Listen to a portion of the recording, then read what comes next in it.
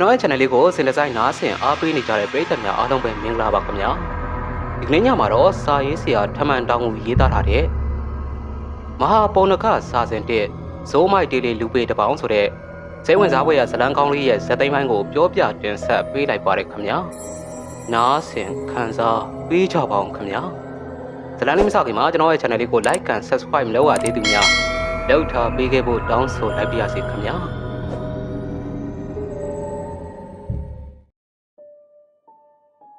တပေါင်းနေမြင့်နေပြီဖြစ်ပေမဲ့ထိတ်တုံးစီမှာမျက်နှာဆောင်းအုပ်ပြီးအိတ်ဆက်နေစေဖြစ်တဲ့တပေါင်းကိုတကြီးဦးဖေမောင်ကနှိုးလိုက်ပါတယ်တပေါင်းကပြန်မထူးပါဆောင်းကိုသာဖယ်လို့အိမ်မုံစုံမွားနဲ့ထကြည့်လေတယ်ထားတော့မင်းကိုထိတ်တုံးကလွတ်ပြီတပေါင်းမထပါဆောင်းကိုမျက်နှာကိုပြန်အုပ်ပြီးတော့အိတ်လိုက်ပါတယ်ဟာဟဲ့ကောင်မင်းမထဘူးလားမထချင်သေးဘူးတကြီးဟာဟာဒီကောင်မင်းကိုထိတ်တုံးကလွတ်တော့မှာအိတ်ချင်သေးလို့တကြီးရတပေါင်းကပြန်လဲပြီးတော့အိတ်လေတယ်ဟဲကောင်မရဘူးထမင်းအိတ်ချင်မင်းအိမ်ရောက်မှအိတ်ကွာတပေါင်းခေါင်းကိုကုပ်ပြီးတော့ထလာခဲ့ပါတယ်တကြီးကလည်းဗျာကျုပ်အိတ်ချင်သေးလို့ပါဆိုဟဲကောင်မအိတ်နဲ့တော့စမ်းတင်ဒီကောင်ကိုထိတ်တုံးဖွင့်ပေးလိုက်ကွာ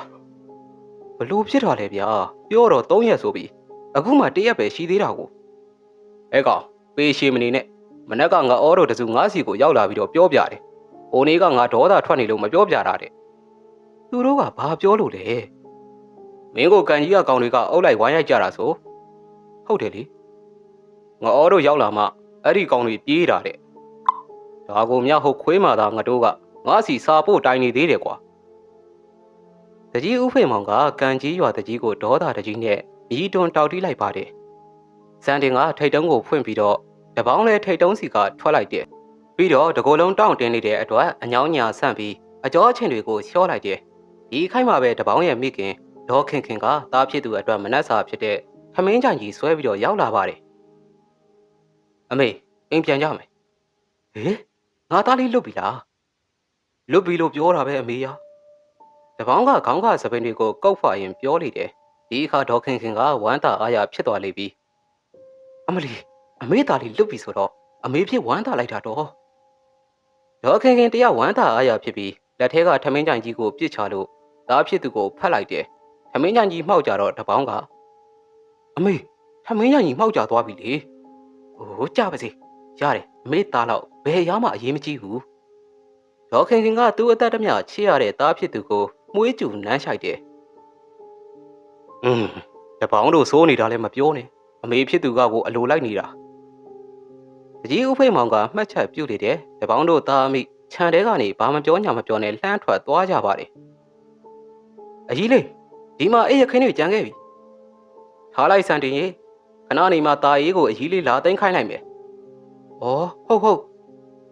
ဒေါ်ခင်ခင်ကစံတင်ကိုပြောပြီးတော့နဲ့မစီမဆိုင်တကြီးဦးဖေးမောင်ကိုမျက်စောင်းခဲလို့ကြည့်သွားခဲ့ပါတယ်သဘောကတော့သားဖြစ်သူကိုထိတ်တုံးခတ်ထားအတွက်မကျေနပ်တဲ့သဘောပါဒီမိန်းမတကယ်မလွယ်ပါဘူးကွာတကြီးဦးဖေးမောင်မှတ်ချက်ချမိတယ်ဒီအချိန်မှတပေါင်းတို့သားအမိကခြံဝန်းထဲကနေထွက်သွားခဲ့ပါပြီတပေါင်းထိတ်တုံးကလွတ်ပြီးတော့နောက်တရက်မှာရွာနေရွာကြားကဖျားမှာသတင်းသုံးနေတဲ့အရှင်ဇနီးရကအခေါ်ရှိလာခဲ့ပါတယ်တပေါင်းလဲသားရင်းနဲ့အတူဖျားကိုထွက်လာခဲ့လိုက်တယ်လမ်းမှာရွှေမီးတို့အပြိုမတတိုင်းနဲ့တွေ့တော့တပေါင်းကိုမျက်စိကျနေတဲ့အပြိုမတွေကနှုတ်ဆက်ခေါ်ပြောနေသေးတယ်တပေါင်းကဘသူကမှဂယုမဆိုင်မတုတ်ပြန်ตาအေးကအလိုက်အထိုက်တုတ်ပြန်ရလေတယ်ရွှေမီတို့အနားကနေဆက်ပြီးတော့ထွက်လာတော့ตาအေးကတပေါင်းကိုပြောပါတယ်တပေါင်းဟေးตาအေးမင်းရွှေမီတို့လိုလှတာပါတာလေးတွေကိုစိတ်မဝင်စားဘူးလားကွာငါစိတ်မဝင်စားဘူးตาအေးခေါင်းကိုအသားရမ်းပြီးတော့တပေါင်းပြောတော့ตาအေးကဟာကွာဟိုဟာတွေကမင်းကိုမျက်စိကျနေတာမင်းနေရာမှာသာငါဆိုရင်တော့မစားရဝါခမန်းပြောနေတဲ့ตาအေးရဲ့စကားတွေကိုတပေါင်းမတုတ်ပြန်ဘူးဘာကြောင့်မှတော့မသိပါခြေလမ်းကိုဆက်လန်ရင်စိတ်ထဲမှာအိမ်မက်ထဲကဆန္နာဆိုတဲ့မိမငယ်ကိုသတိရမိသွားရတယ်တပေါင်းမင်းဘာတွေတွေးနေရလဲအတွေးတဲ့ခဏနဲ့နေပြီးလမ်းလျှောက်နေတဲ့တပေါင်းကိုตาအေးကမေးလိုက်တယ်တပေါင်းကတစ်ချက်ပြုံးမိသွားပါတယ်ဒါကိုตาအေးကမြင်တော့ဟောကွာမေးတာကြောင့်မဖြေဘဲနဲ့ထပြုံးနေဆိုတော့ မင်းဟာကဟုတ်တော့မဟုတ်သေးဘူးဟဲ့ကောင်တစ်ပေါင်းပြောမင်းဘယ်ကောင်မလေးအကြောင်းတွေးနေတာလဲဟာမတွေးပါဘူးကွာတစ်ပေါင်းမင်းမညာစမ်းပါနဲ့ကွာမင်းပြုံးတဲ့အပြုံးကတာမန်မဟုတ်ဘူးဆိုတာငါသိတယ်ဒါကအိထီယာတွေအတွက်တီးတန့်အပြုံးမျိုးကွာဟာတာအေးမင်းကကျွမ်းကျင်လှပြီလားကွာငါကလူရည်လေတယ်လीကွာကဲပါကွာမင်းပြောစမ်းပါဘယ်ကောင်မလေးအတွက်ပြုံးတာလဲအိမ်မက်ထဲကကောင်မလေးကွာနာမည်ကဆန်နာတဲ့ဟေးမင်းဟာကြီးကလည်းကွာဟုတ်တယ်တာအေးရအဲ့ဒီမိန်းကလေးကငါမြင်ဘူးသမျှထဲမှာအလှဆုံးပဲအစိမ်းရောင်အဝတ်စားနဲ့သပင်ကြီးကလည်းအရှိကြီးပဲကွာမမ်းမြစိန်လည်းဖြစ်နေပါဦးမယ်ကွာမဟုတ်တော့ပါဘူးကွာမမ်းမြစိန်ကအသက်ကြီးနေလောက်ပြီဒီဟာကငငယ်လေးကွာခလေးလေးလားဟာနင်းမေကြီးတယ်ငါဒီလိုတွေးနေမှာတော့ခလေးလေးတော့ဖြစ်မလားကွာမတည်ဘူးလေကွာနှစ်ယောက်သားစကားပြောရင်ဖះအနာကိုရောက်လာကြပါတယ်ဒီအခါမှာတစ်ဖက်ကံရွာကတပေါင်းနဲ့ရန်ဖြစ်ထားသူညွန့်ဝေတို့အုပ်စုကလည်းရောက်လာကြလေတယ်တပေါင်းကိုမြင်တော့ညွန့်ဝေတို့ကဘူးကြည့်ကြီးကြပါတယ်တပေါင်းဒီကောင်တွေကရောက်လာတာပဲကွာရောက်တော့ဘာဖြစ်လဲကွာငါထင်တာမမှားဘူးဆိုရင်တော့အရှင်ဇနီးကမင်းတို့ကိုခေါ်တာရန်ဖြစ်တဲ့ကိစ္စအတွက်ဖြစ်မယ်ထင်တယ်ကွာဟုတ်မှာပေါ့ကွာတပေါင်းကခပ်ပပေါ့ပဲဖြစ်ပြီးသူတို့ကိုရက်ကြည့်နေတဲ့ညွန့်ဝေတို့အရှိကနေဖျားတဲကိုဝင်သွားခဲ့လေတယ်။တာအေးကတပေါင်းနောက်ကနေကွယ်ပြီးတော့လိုက်သွားခဲ့ပါတယ်။ဖျားဘုတ်ကိုရောက်တော့နှစ်ယောက်သားအရှင်ဇနီးရအရှိကိုသွားကဝစ်တွားပြီးတော့ဥချလိုက်ကြခြင်းညွန့်ဝေတို့လည်းအနားကိုရောက်လာပြီးတပေါင်းတို့နီးတူဝစ်တွားဥချလေတယ်။အကောင်လုံးဥချကြော့ပြီးချိန်ကြတော့အရှင်ဇနီးရကအားလုံးကိုဝေးဝိုင်ကြည့်ကတကားလေးတို့ကိုဘုန်းကြီးကဘာကြောင့်ခေါ်ရတယ်လဲသိလားမသိပါဘူးဖျားအကောင်လုံးကတညီတညွတ်သေးဖြေတော့အရှင်ဇနီးရကအင်းလေမသိဘူးဆိုတော့လဲထားပါတော့ဘုန်းကြီးပဲပြောပြပေးမယ်တင်မဖျားတကားလေးတို့ဟိုတနေ့ကရန်ဖြစ်တဲ့ကိစ္စအတွက်ဘုန်းကြီးကခေါ်လိုက်တာတင်မဖျားတပေါင်းအပဝင်အကောင်လုံးကခက်ရွရွဖြစ်ကုန်ကြပြီးအရှင်ဇနီးရကဘယ်အတွက်ကြောင့်များရန်ဖြစ်ကြတယ်လေတကားလေးတို့ရဲ့အဲ့ဒါကဒီကောင်အရင်ရွာအထိလာပြီးတော့စော်ကားလို့ပါဖျားအရှင်ဇနီးရရဲ့မိန်ကြားမှုအဆုံးမှာပဲညွန့်ဝေကတပေါင်းကိုလက်ညှိုးထိုးပြီးတော့ထပြောလေတယ်မင်းတို့ကငါတို့ရွာကိုအရင်စကားနဲ့ရန်စားတာလေကွာတပေါင်းကဘာမှပြန်မပြောတာကြောင့်တာအေးကထကတုံ့ပြန်ပြောလေတယ်ဒီအခါနှစ်ဖက်အချင်းထများမဲ့အခြေအနေကဖြစ်ပေါ်လာပါတယ်ဒါကြောင့်ပဲရှင်ဇနီးရကနဘေးကကြိမ်လုံးကိုထဆွဲကကျမ်းပြင်ကိုကျိန်တန်ကိုကြားတော့အခြေအတင်ရန်ဖြစ်ဖို့တာဆူနေတဲ့တပေါင်းတို့အားလုံးလည်းငိမ်ကုတ်ကြရတယ်ဟဲ့တကားလေးတို့နင်းတို့ကိုဘုန်းကြီးခေါ်ရတာကရန်ဖြစ်တာကိုတင်းမြန်အောင်တရားဟောမလို့ခေါ်တာဘယ်နဲ့ကြောင့်ဘုန်းကြီးအရှိမလာပြီးတော့ရန်ထက်ဖြစ်နေရတာတော့အရှင်ဖျားကမေးလို့တပည့်တော်ကဖြေတာပါဖျားညုံးဝေကထပြောလိုက်တယ်ဘုန်းကြီးကတကားလေးတို့ကိုမေးတာမဟုတ်ဘူးလေကွယ်ဘယ်အတွက်ရန်ဖြစ်တယ်လဲဆိုတာကနေစပြီးတော့စကားပလင်စခံတာတပည့်တော်မသိလို့ပါဖျားညုံးဝေပြန်ငိမ်သွားရပါတယ်ဒီအခါအရှင်ဇနီးရကဆက်ပြောတယ်တကားလေးတို့ရန်ဖြစ်ကြတာဘလို့ကနေဘလို့ဖြစ်တယ်ဆိုတာကိုဘုန်းကြီးကသိပြီးပြီဘယ်ကနေစတင်တယ်ဆိုတာကိုလည်းဘုန်းကြီးသိထားတယ်ဒါပေမဲ့လည်းဖြစ်ခဲ့တာတွေကဖြစ်ပြီးပြီ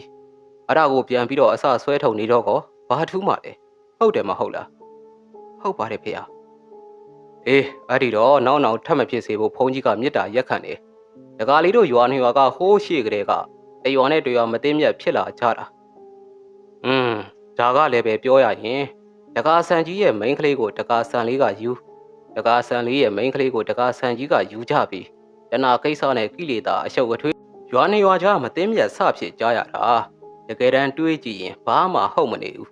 သူတို့နှလုံးသားရေးရာကိုတကားလေးတို့လိုနောက်လူတွေစီစင်ကန်းသွားခဲ့တော့အခုလိုပြဿနာတွေထပ်လာရတာပဲဟုတ်ရဲ့လားဟုတ်ပါတယ်ဗျာအေးအဲ့ဒီတော့ဘုန်းကြီးကအခုဒီရွာနှစ်ရွာကိုပြန်ပြီးတော့သိမြတ်ရအောင်ကြိုးပမ်းနေတာဒါကိုတကားလေးတို့ကရံပွဲထပ်ပြကြတယ်ဆိုတော့မှားတယ်လို့မထင်ကြဘူးလားထင်ပါတယ်ဗျာအကောင်လုံးနဲ့နှစ်ရွာစလုံးကစီးကပ်ကိုးကွယ်ကြတဲ့အရှင်ဇနီးရရဲ့အမိန့်စကားတွေကိုရိုးကျိုးစွာနဲ့ပဲလိုက်ပါလို့ဖြေဆိုနေကြရတယ်အဲ့ဒီတော့တကားလေးတို့နောက်တောင်ရံမဖြစ်ရအောင်ဘုန်းကြီးကကုသိုလ်လည်းရအပြစ်လည်းကြေဆိုပြီးတော့စီစဉ်ပေးမယ်အရှင်ဇနီးရကအားလုံးကိုအပြစ်ပေးမယ်စကားကိုစတင်လာပါတယ်ဒီအခါမှာတော့တပေါင်းကမနေနိုင်တော့ပဲအရှင်ဖေ တပည့်တော်ကထိတ်တုံးခတ်ပြီးတော့အပြစ်ပေးဆက်ပြီးပါပြီဖေ။အရှင်ဇနီးရကတပေါင်းကိုကြည်လာခဲ့ပါတယ်။ဟဲ့တကားလေးတပေါင်းဒီကိစ္စကိုနေငင်းရင်တခြားတနည်းအဖြစ်ငါကြိမ်လုံးစာကျွေးရမလားပြော။အရှင်ဖေ။အဲ့ဒီလိုတော့မလုပ်ပါနဲ့ဖေ။အေးအဲ့ဒါဆိုငါပေးမဲ့အဖြစ်ကိုတသားကြီးကြီးခံယူကြ။တင်မဖေ။တပေါင်းငိန်သွားတော့အရှင်ဇနီးရလည်းအကောင်လုံးကိုဖျားနောက်ဖက်စီကိုခေါ်လာခဲ့ပါတယ်။တကားလေးတို့ဘိုးမှာမြန်ရိုင်းတွေပေါက်နေတဲ့နေရာတွေ့လားအဲ့ဒါကိုဖုန်းကြီးကတယောက်ကို10တောင်ရှင်းခိုင်းခြင်းတယ်ဒီကတကားလေးတို့အားလုံးက6ကွက်ဆိုတော့အတောင်60ဖြစ်လိမ့်မယ်အဲ့ဒါကို3ရက်အတွင်းတကားလေးတို့အစဉ်ပြေမဲ့ရက်ကိုလာရှင်းပေးကြတင်မဖေတပည့်တော်တို့လုံးပါမယ်ဖေအရှင်ဇနီးရပေးတဲ့အပြစ်နေရာကိုတတ်မှတ်ခံယူပြီးနောက်မှာတော့အကောင်လုံးဖျားစီကနေပြုံစုလို့ပြန်ထွက်လာကြတယ်ဖျားမဦးထိတ်ကိုရောက်လေတော့တပေါင်းတို့ကညောင်းကန်ကိုပြန်တယ်ညွန့်ဝေတို့ကကန်ကြီးကိုပြန်ကြတယ်ရန်သာပြန်ကြတယ်တစ်ဖက်နဲ့တစ်ဖက်တော့တိတ်ပြီးတော့ကြည်လင်ကြတယ်မဟုတ်ဘူးဘူးကြီးတွေနဲ့လှည့်ကြည့်ကြရင်ပြန်ကြတာပါပုံမှန်ဆိုရင်တော့သူတို့ရန်ဖြစ်ကြပါလိမ့်မယ်အခုကြတော့အရှင်ဇနီးရပေးတဲ့မျက်ကွက်တောင်အစာမပြိုးရသေးဘူးဆိုတော့ဘယ်သူကရန်ဖြစ်ဖို့တွေးတော့အောင်ပါမလဲနောက်တနေ့မနက်မှာတော့အရှင်ဇနီးရပေးတဲ့မျက်ကွက်ကိုတပေါင်းကရွာထဲကလူ9ယောက်ငှပြီးရှင်းလင်းလိုက်ပါတယ်ငါးရန်ထားသူတွေကမျက်ပေါက်နေချိန်မှာတပေါင်းကအမေဖြစ်သူထည့်ပေးလိုက်တဲ့အကျော်နဲ့ကောင်းချင်းပေါင်းကိုရင်နွေးချမ်းနဲ့ထိုင်စားလို့နေလေတယ်အချိန်ရတော့ကြတော့အဝေးစီကအရှင်ဇနီးရကြွလာတော့ကိုတပေါင်းမြင်မိတယ်ဒီအခါမှာတော့ကောင်းချင်းပေါင်းစားနေရင်ကခောက်ခနဲ့ထပြီးသူကမျက်တွေထပေါက်ပြီးငားထားသူ9ယောက်ကိုနဘေးကိုင်းတော်တဲ့စီကိုဝင်ပုံးခိုင်းလေတယ်အရှင်ဇနီးရအနားကိုရောက်တော့တပေါင်းတစ်ယောက်တည်းမျက်ပေါက်ရှင်းလင်းနေတာကိုမြင်ပြီးပြုံးဆက်ဆာဖြစ်သွားခဲ့ပါတယ်တကားလေးတယောက်သေးပဲလားတင်မဖေတပည့်တော်တယောက်သေးပါကန်ကြီးသားတွေကတော့မနှက်ဖြံမှလာရှင်းကြလိမ့်မယ်တင်မဖေတပည့်တော်တော့အပြစ်စောစောကြေခြင်းမိလို့ဒီနေ့ကိုပဲလာရှင်းလိုက်တာပါဖေအေးတာရုကွယ်တာရုအရှင်ဇနီးရကတာရုခေါ်တော့တပေါင်းကလက်အုပ်ချီတို့ရိုးကြိုးလေတယ်အရှင်ဇနီးရကပတ်ဝန်းကျင်ကိုတစ်ချက်ဝေးဝိုင်လို့ကြည့်လိုက်တယ်ပြီးတော့တပေါင်းကိုပြန်ကြည့်ကတကားလေးတယောက်တည်းဆိုတော့လေအလုံးလုံးရပြေးနေမှာပေါ့ရပါတယ်ဖေတပည့်တော်မပြေးပါဘူးဖေမဟုတ်တာပဲတကားလေးရဲ့ဘုံကြီးလဲကိုလက်လှုပ်ရှားလေးဖြစ်အောင်တကားလေးကိုမျက်ကြောင်းကူပါမယ်တပေါင်းအကြက်ရိုက်သွားရပါတယ်အရှင်ဇနီးရသာမသွားရင်သူငှားရမ်းထားသူတွေကပုံးကွယ်ရာကထွက်လာလို့ရမှာမဟုတ်ဘူးလေအဲ့ဒီတော့သူကသာမျက်ကိုအပီးတိုင်ရှင်းလင်းရလိမ့်မယ်ကဲတကားလေးလှုပ်เสียရှိတာလှုပ်တော့တပေါင်းတယောက်တင်းမဖျားတောင်မဖြေနိုင်တော့ပါဘူးကောင်းကိုသာတွင်ကုန်းမှုရင်လက်ကပေါတူကိုကိုင်းကမြက်များကိုရှင်းလင်းရပါတော့တယ်အချိန်ခဏကြာတော့တပေါင်းမောပြီဒါပေမဲ့ရှင်ဇနီးရကမပြန်ဘူးမြက်များကိုတိမ့်ယူပြီးတစ်ဖက်ကကြောက်ထဲကိုပြစ်ချတယ်အရှင်ဇနီးရကတိမ့်စီးတာပိုလို့မြန်းနေတော့တပေါင်းခမမနေလိုက်မိအောင်မနာတမ်းမျက်ပေါက်နေရပါတယ်တကားလေးမောပြီလားမောပါတယ်ဖေအေးမောရင်တခဏနားကွယ်တင်မဖေတပေါင်းလဲနေရာမှာတင်ပေါတူးကိုပြစ်ချပြီးထိုင်နာမိလိုက်တယ်မိခင်ထည့်ပေးလိုက်တဲ့အကျော်နဲ့ကောင်းချင်းကိုလည်းတတိမရနိုင်တော့တယ်လို့အနားကိုလည်းမသွားနိုင်တော့ပါဘူးအရှင်ဇနီးရကတော့တပေါင်းကိုပြုံးဆက်ဆနဲ့ကြည့်ပြီးဒီနေ့ဒီနေရာမှာနိဗ္ဗာန်ဈေးပွဲကျင်းပပေးဖို့ဘုန်းကြီးကအစီအစဉ်ထားတယ်အစားကရွာထဲကလူတွေကိုလှုပ်အားပြီးခေါ်မလို့ပဲအခုတကားလေးတို့ကလှုပ်ပေးလာတော့ကုသိုလ်တွေအများကြီးရပြီပေါ့တင်မဖေတပေါင်းစိတ်ထဲအရှင်ဇနီးရကိုမကျင်တတ်ပါတုတ်ပြန်မှုကိုခက်ပြက်သာပြောလေတယ်။တိုင်းတော်ထဲကပုံအောင်နေကြတဲ့ဖိုးမောင်တို့ကတပေါင်းစီကိုချောင်းကြည့်ရင်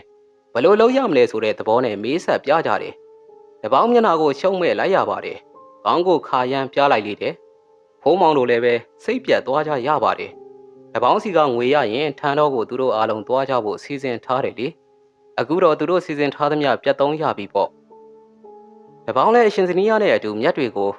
နေတစ်ပိုင်းကြာရှင်းလင်းခဲ့ရလေတယ်မြက်များအလုံးပြီးစီးချိန်ကြတော့တပေါင်းတယောက်ရှာထွက်လို့ခြေကုံလက်ပန်းကြားရပြီး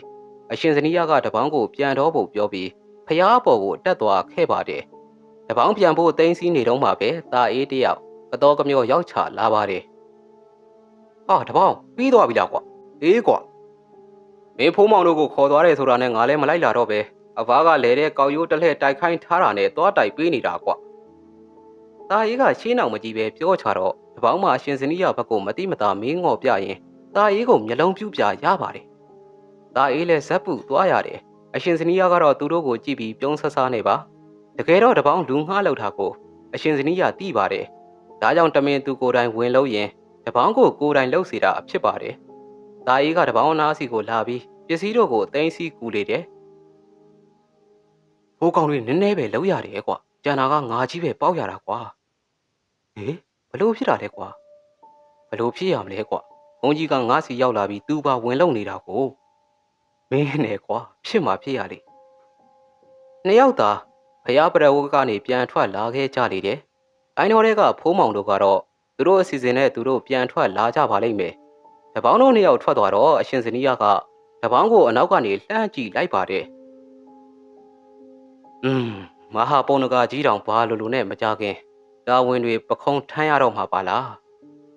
ဒီရေရွတ်တန်ကိုတော့တခြားသူတို့ကကြားနိုင်လိမ့်မယ်မထင်ပါဟုတ်ကဲ့ပါခင်ဗျာစာရေးဆရာထမန်တောင်ကိုရေးသားထားတဲ့